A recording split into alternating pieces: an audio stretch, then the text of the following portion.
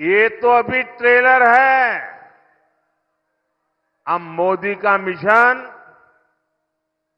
देश को दलहन और तिलहन में आत्मनिर्भर बनाने का है। ये हमारा महाराष्ट्र तो सहकारिता की धरती है। एनडीए सरकार खेती में सहकारिता का दायरा बढ़ाने के लिए लगातार काम कर रही है। आपके पास जो स्त्रीधन पड़ा हुआ है, जो मंगलसूत्र पड़ा हुआ है, अब वो आप अपने बच्चों को नहीं दे पाएंगे। आधे से ऊपर ये कांग्रेस की सरकार मार लेगी। साथियों, आज कांग्रेस के लोग, इंडी अगाड़ी के लोग किसानों के लिए बड़ी बड़ी बातें तो करते हैं, लेकिन इन्होंने क्या किया, आज जरा मैं इनका कच्चा चिट्ठा भी खोलना चाहता हूं। ये हमारे सोयाबीन किसानों से कहूंगा, जरा सोयाबीन के किसान मेरी बात ध्यान से सुने। 2014 से पहले 10 सालों में सिर्फ 12,000 करोड़ रुपए का दलहन तिलहन कांग्रेस सरकार ने खरीदा, जबकि बीते 10 सालों में मोदी सरकार ने कितनी खरीद की? हमने करीब 1.25 करोड़ रुपए दलहन तिलहन किसानों को एमएसपी के रूप में पहुंचाए हैं।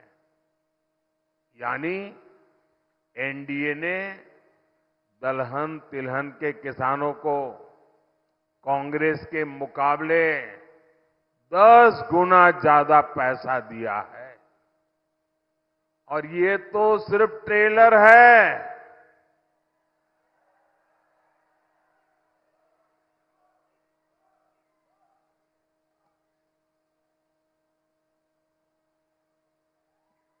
ये तो अभी ट्रेलर है। अब मोदी का मिशन देश को दलहन और तिलहन में आत्मनिर्भर बनाने का है।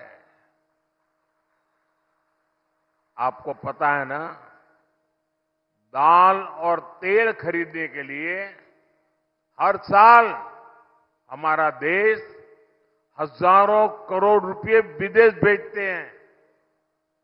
मोदी ने ठान लिया है कि वो पैसा विदेश नहीं जाएगा, मेरे किसान की जेब में जाएगा। और इसलिए हम भारत को आत्मनिर्भर बना रहे हैं। साथियों, ये हमारा महाराष्ट्र तो सहकारिता की धरती है। एनडीए सरकार खेती में सहकारिता का दायरा बढ़ाने के लिए लगातार काम कर रही है। बीते 10 साल में 8,000 से ज्यादा किसान उत्पाद संघ एफपीओ बने हैं। हमने एक और बड़ा काम किया है। हमने दुनिया की सबसे बड़ी भंडारण योजना बनाई है। इसके तहत देश में हजारों गोदाम बनाए गए हैं और जिसका जिम्मा भी सहकारी संस्थाओं को दिया है। साथियों, इस क्षेत्र में ज्वार की पैदावार होती है। मोदी ने इस मोटे अनाज यानी मिलेट्स को श्री अन्न के नाम से पहचान बनाई है। मोदी ने संकल्प लिया है, आपका जो ये श्री अन्न है उसे दुनिया के कोने कोने में डाइनिंग टेबल पर पहुंचाऊंगा।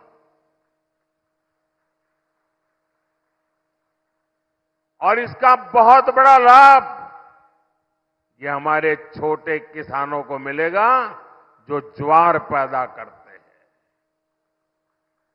आपको खुशी होगी भाई, जब काम करते हैं तो प्रभाव कैसा होता है। अभी कुछ समय पहले अमेरिका के राष्ट्रपति ने मुझे अमेरिका आने का निमंत्रण दिया और उनके व्हाइट हाउस में बहुत बड़ा भोज समारंभ किया। मैं हिंदुस्तान का पहला प्रधानमंत्री था जिसके लिए इतना बड़ा समारोह हुआ।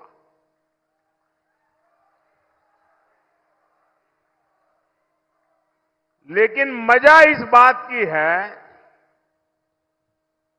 कि अमेरिका के राष्ट्रपति बाइडेन ने उस रात को भोजन में सबके टेबल पर ये हमारा श्री अन्न, हमारा मिलेट परोसा था सबको। ये सुपर फूड के रूप में आज दुनिया में जानने लगा है लोग। साथियों, मोदी दिन रात काम करता है आपका जीवन बदलने के लिए। आपका जीवन बदलने के लिए दिन रात एक कर देता हूं। और ये इंडिया गाड़ी वाले मोदी को बदलने में पूरी ताकत लगा रहे हैं। मैं आपका जीवन बदलना चाहता हूं, वो मुझे बदलना चाहते हैं। जिनके घोटाले मैंने रोके हैं वो मोदी पे गुस्सा करेंगे, ये बहुत स्वाभाविक है। वो मोदी को गालियां देते फिरेंगे, अनगिनत झूठे आरोप लगाएंगे। और आजकल ये दिन रात मोदी को गाली देने में लगे हैं। देश के लिए क्या करेंगे उसके लिए कुछ नहीं है। मोदी को मारो, मोदी को पीटो, मोदी को गाली दो। और ये लोग आपको कैसे कैसे डरा रहे हैं। कभी कहते हैं कि मोदी आया तो लोकतंत्र चला जाएगा, कभी कहते हैं मोदी आया तो संविधान को खत्म कर देगा, आरक्षण छीन लेगा। ऐसा झूठ बोलने की जरूरत क्या पड़ गई भाई आपको? क्या आपके पास सच बोलने के लिए कोई जगह नहीं बची?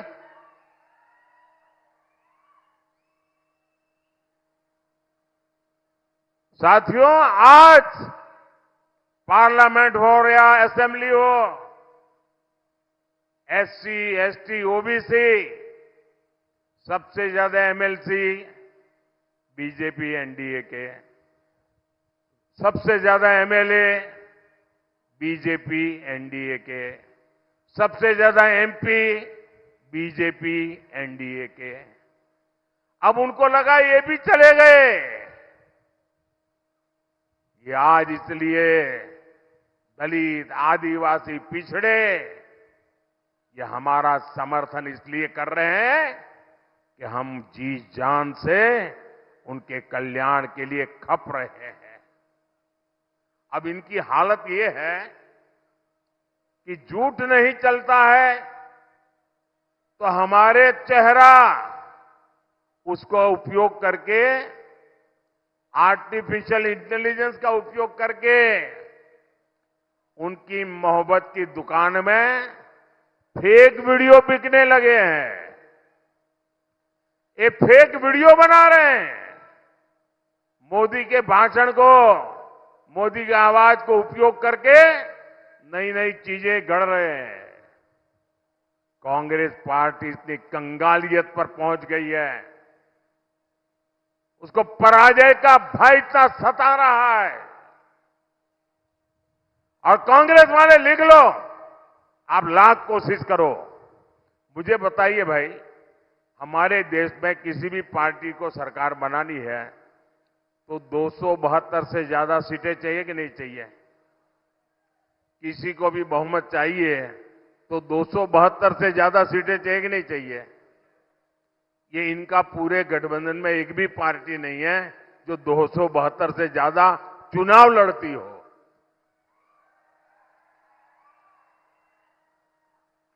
जिनका चुनाव में लड़ने के लिए जगह नहीं है, वो देश पे कब्जा जमाने के सपने देख रहे हैं। भाइयों बहनों, ये झूठ की दुकान वाले ये जो फेक वीडियो निकाल करके तालियां बजा रहे हैं, ये इनकी दुकानें बंद होनी चाहिए। साथियों, कांग्रेस की एक और चाल से आपको बहुत सावधान रहना है। कांग्रेस की नजर अब आपकी मेहनत की कमाई पर पड़ गई है। आपको सबको मालूम है, हमारे देश में हर मां बाप जीवन भर मेहनत करके कमा करके बचाने का प्रयास करता है।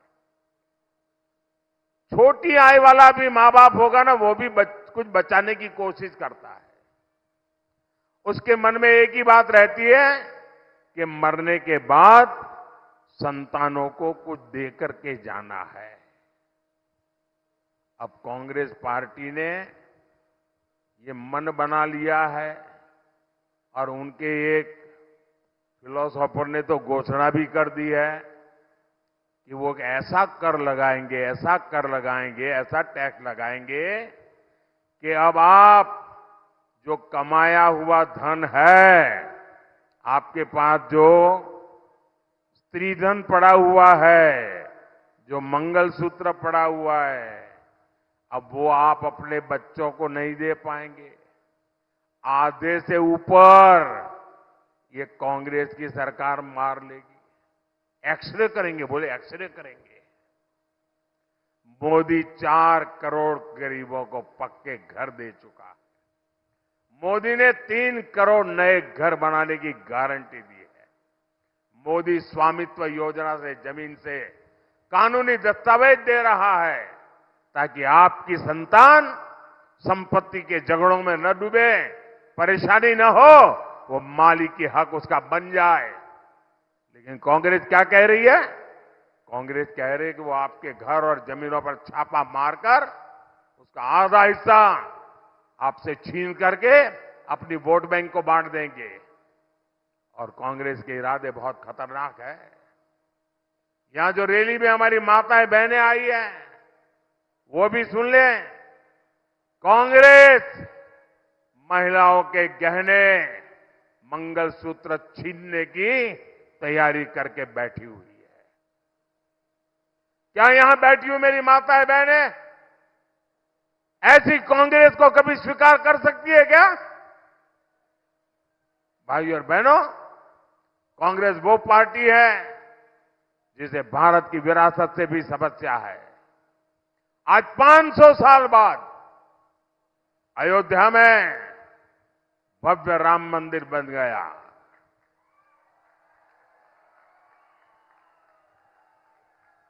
आज पूरी दुनिया से राम भक्त अयोध्या जा रहे हैं।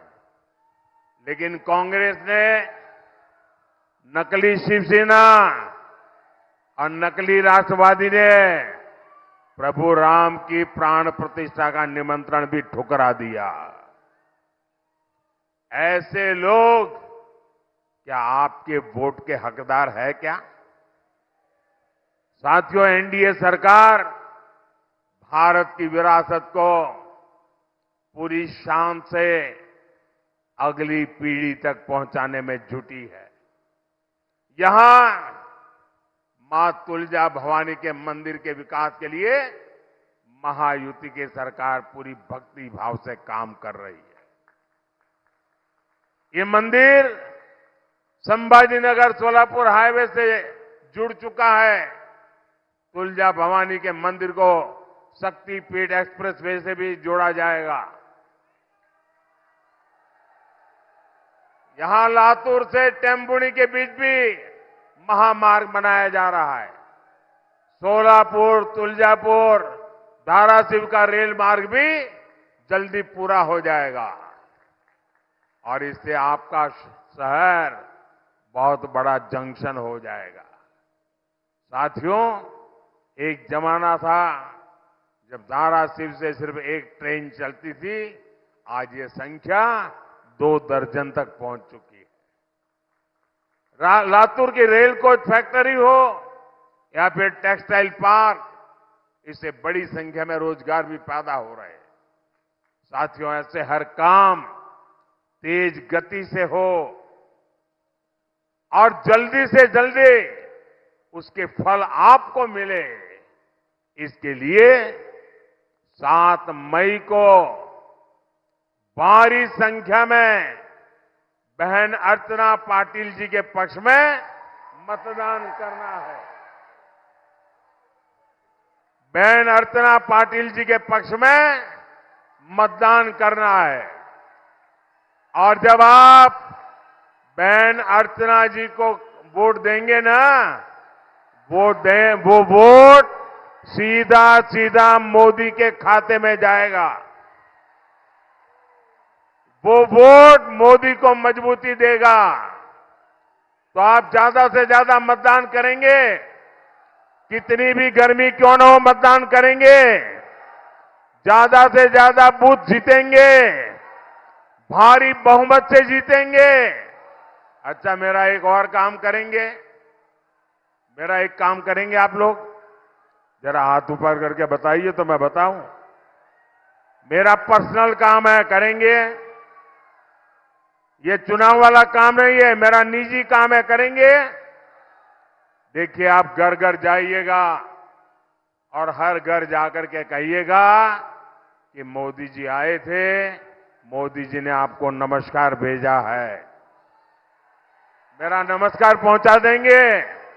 बोलिए भारत माता की, भारत माता की, भारत माता की। बहुत बहुत धन्यवाद।